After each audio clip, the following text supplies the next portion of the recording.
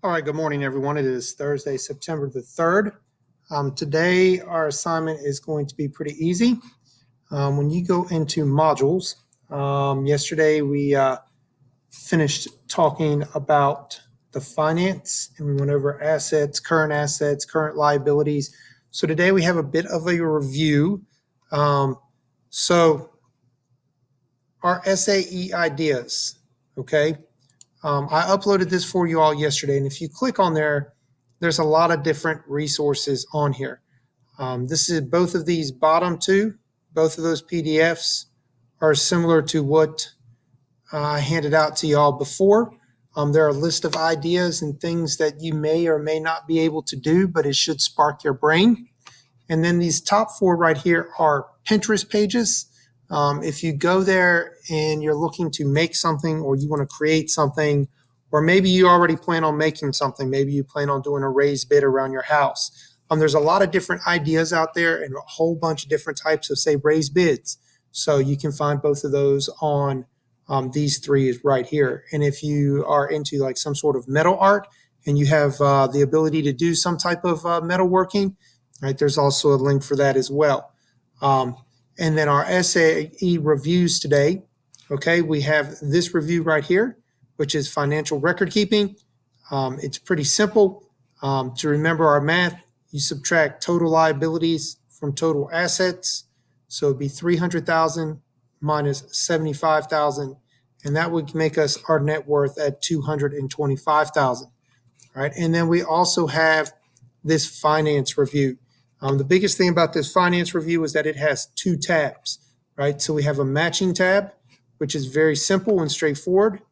And then we have our math tab at the bottom, right? Our math questions are pretty straightforward. So if a tractor dealer's inventory shows supplies worth $38,000 and land valued at $250,000, what amount should be entered on the non-depreciable inventory line of the financial statement? If it does not say that it is depreciable, then it's not going to lose value. So you simply add 38 and 250 and you get $288,000 for your amount. So very simple on this. All right. If you did miss class today, we did a little practice math just so we could kind of go over this math. Remember that if it is a current asset, you can get money for it right away. If it's non-current asset, it's going to last more than a year, and it also depreciates, right? If something depreciates, it loses value. It's an asset. A non-depreciable asset means that it does not lose value. So land is not going to lose value, right? Land is going to increase value, right? Vehicles are going to lose value. So on this one, we're just looking for which one is the depreciable amount. GRU has total assets of 300 and total liabilities of $140,000. It's pretty straightforward. 300 minus 140, and that gives us $160,000. Current assets, if John Boy has 10,000 cash, 40,000 in stocks, and $75,000 in machinery. So our machinery depreciates, it loses value, so therefore it is not a current asset. So you would simply add the 10 and the 40 and you would get $50,000. If Clarabelle has a loan for 300 and owes $30,000 this year, what is the current liability?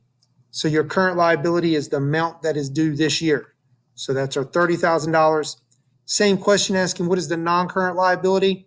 It is not $300,000. That is a typical mistake.